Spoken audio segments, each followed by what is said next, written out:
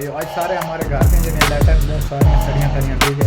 मतलब वो पिछले 15 दिन से हमने लाइटें चेंज की हैं, मतलब कि 5-5 6-6 लाइटें लगाई हैं और लेकिन फिर भी जल जाती हैं, पता नहीं क्या वजह है।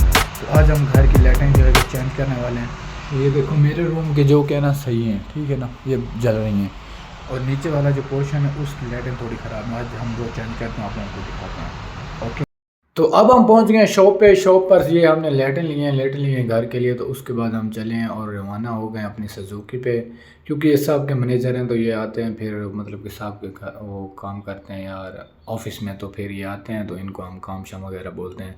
ये सारे इलेक्ट्रीशियन वगैरह ये सरकारी हैं, ये दोनों जो बैठे हैं बहुत शिगल मेला लगाते हैं यार हमारे साथ। तो ये गपशप भी बहुत लगाते हैं और इनके साथ हमें मोहब्बत भी बहुत है, हम इसकी इज़्ज़त करते हैं और ये लोग हमारी करते हैं और हंसी मजाक भी यहाँ चलता रहता है।